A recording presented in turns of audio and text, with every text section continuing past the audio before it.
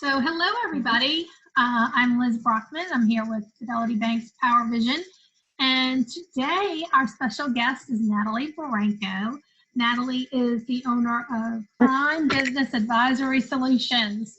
And Natalie is one of the smartest women that I know. I'm so honored to be her friend and have worked with her and been part of several women's groups. So thank you for joining us, Natalie. Thank you for having me, Liz. And what you're going to talk about today is so timely because round 2 of the PPP, the Paycheck Protection Program, has rolled out as of Monday.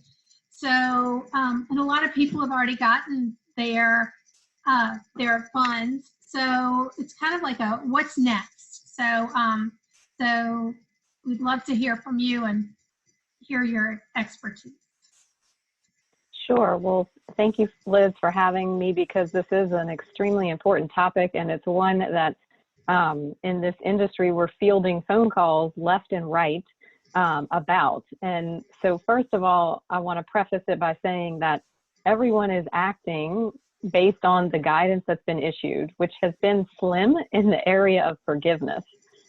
They basically are still trying to figure out how to fund all of these things. And so forgiveness guidance is going to come, after all the loans have been processed, but that doesn't help the people that have already started, and their 8-week clock has already started for them. So we're giving advice based on what we see, and I am not an attorney. I am a CPA, so I'm not giving any kind of legal interpretation. This is our understanding of how this works. We've collaborated with many different attorney firms, many different bankers, lenders, economic organizations to help the small business community try to have an avenue of what they should be doing. But this is, again, just a collaboration of everybody's ideas and what we think as of now. So these things could change, but we're erring on the more conservative approach to it. So if it would change, it would only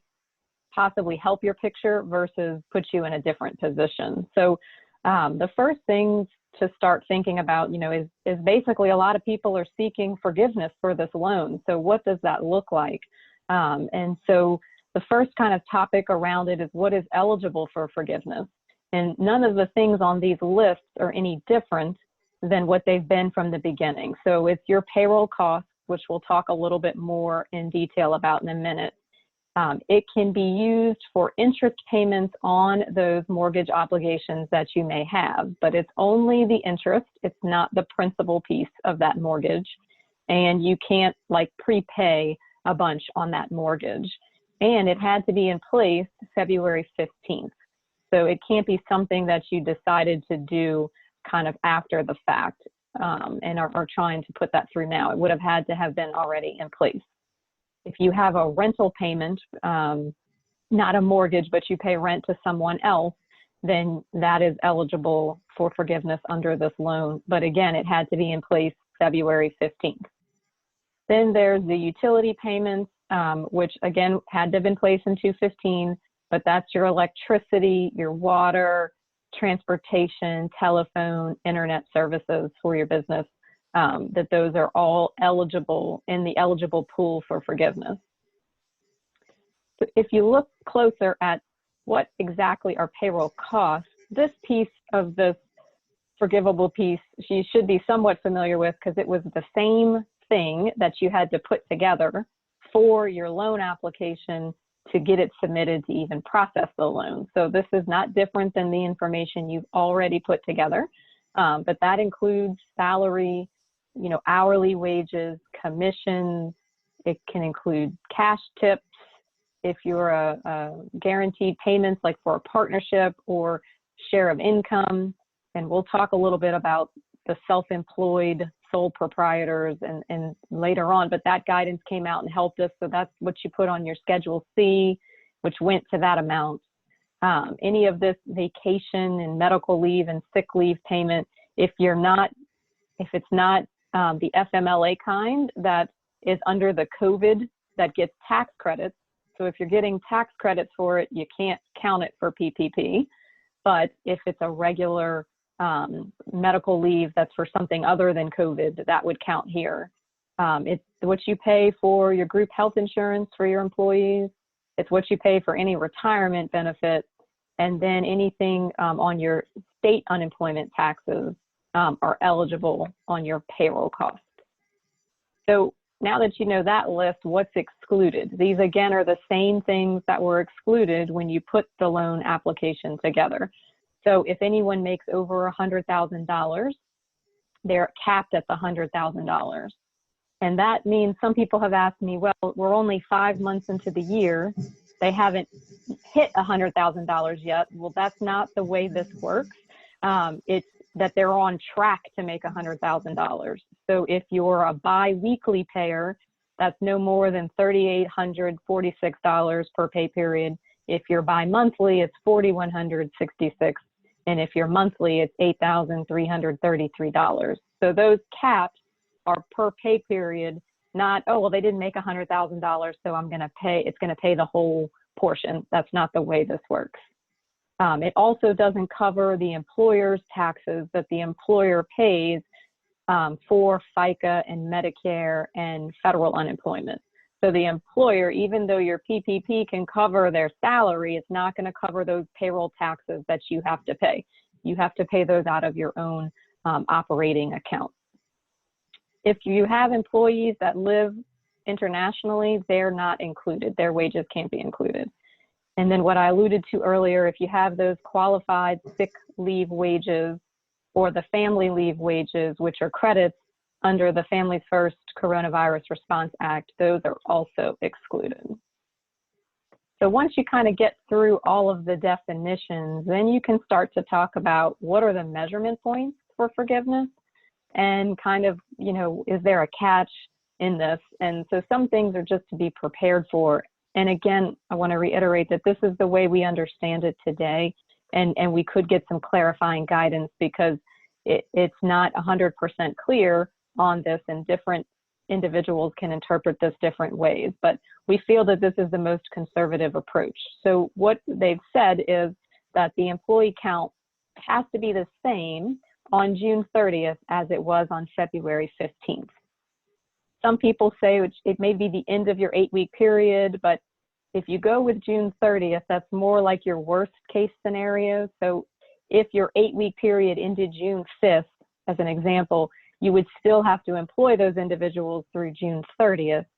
If they come out and change that and say June 8th, then you don't have to come out of pocket spending any money to keep those employees on. But if it really comes out that it is, in fact, June 30th, then you need to be aware that your business may have to support paying those people for those 3 weeks in order to achieve maximum loan forgiveness. Because if you laid them off again, your employee count wouldn't be where it was on February 15th. So that can, you know, it's something just to consider so you know what that is, and let's wait for the guidance to come out. But planning for June 30th gives you all the information. And so that's your first test that you have to meet. If you're not going to meet that, then the amount that's eligible to forgive starts to be reduced. So it doesn't mean that you're not going to get any forgiveness. It just means that you're not getting 100% forgiveness. So that's kind of the first test, is where are you on employee count? The second test is when you paid those employees to come back to work or to just pay them and they're sitting at home, regardless of what they're doing, when you paid them, did you pay them at least 75% of what they were making previously? So this is what this is, the purpose of this is you can't say, hey, everybody, come back to work. We're going to use PPP funds, but we're paying everybody at 50% of what you previously made. It won't allow you to do that. You have to at least be at 75%. So if you go back and you look at what they were making previously, you just need to make sure that it is for 75% of their previous wage. This money, again, it can't be used to fund an individual over that $100,000 per year. So if you have somebody that is in that category, you just can only pay up to that cap that we talked about. And then if your goal is that you expect to have this loan 100% forgiven, then you must spend 75% of that loan on payroll and the items that are defined in payroll costs. So that's the gross wages, the health insurance benefits, the retirements, and the SUTA. So that statement is based on, if you think I want 100% forgiveness, okay, go calculate what 75% of that number is, and your payroll has to at least be that. It can be more than that, but it has to at least be that. So then we get into, kind of what are the catches? Okay, so we kind of talked about how you're going to be measured, but now kind of where are the areas that could be some pitfalls that you want to make sure you've considered when you get these funds. So your 8-week period, they did define this in an FAQ, I believe it's an FAQ, that your 8-week period began the day you got funded. So if you looked in your bank and it said your funds came in April 17th, that's the day that your funding was there. And so your 8-week period starts then. And so you're going to have this 8-week period where you're going to try to bring all your employees back. You're going to try to pay them 75% of what they were making. And then that total amount, if you're looking for full forgiveness, needs to be 75% of that total loan amount. So the problem or the concern that can come in is well, what if you can't hire everybody back? And then what do you do about that? That's where you start to think of, well, part of your loan may not be forgiven.